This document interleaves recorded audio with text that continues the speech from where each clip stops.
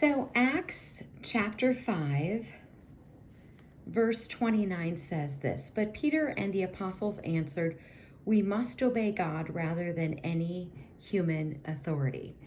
So I'd like to share conversations because I think it's helpful. If it's a conversation that I've had, it's probably a conversation that you've had. And if it better helps us know how to respond in the world, in this crazy world in which we live, and we can all learn as we're all doing life together, then I think that's helpful. So I was having a conversation with someone regarding a person that we both knew, who they would see much more often than I, regarding a family member who is now, it's a man in his 20s who thinks that he's a woman. But Peter and the apostles answered, "We must obey God rather than any human authority." So I asked the question, how are you responding to this person? What does that look like in terms of, conversation? And there really hadn't been any communication, so it hadn't been an issue. But of course, there is that issue. If you don't respond appropriately, then you lose your child. But Peter and the apostles answered, "We must obey God rather than any human authority." So what do we do in those circumstances where it's a friend, a family member, etc., a person who now wants to be called by a different name? And let me just tell you that I do know of a person who many years ago went through the process and was born a man, but decided to have surgery so he could be a woman. And of course, you can't change your DNA despite implants, etc. But Peter and the apostles answered, "We must obey God rather than any human authority."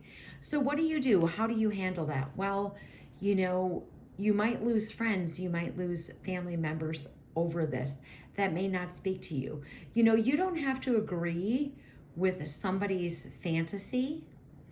If somebody thinks that they're a chicken, a cow, a rabbit, a dog, or a cat, you don't have to agree with that. And you as a believer shouldn't be in agreement with that. But Peter and the apostles answered, "We must obey God rather than any human authority." So it is a challenge in this world in which we live, where there's just mental illness that is just pervasive everywhere.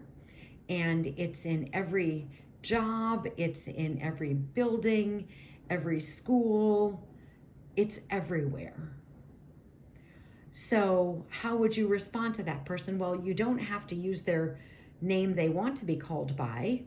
I mean, yes, we use nicknames for people. So your nickname could be Skinny or Slim or Shorty. So we have nicknames for people, but you don't have to use a name.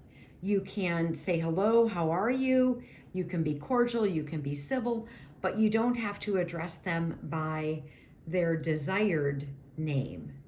So we must obey God rather than man. We must.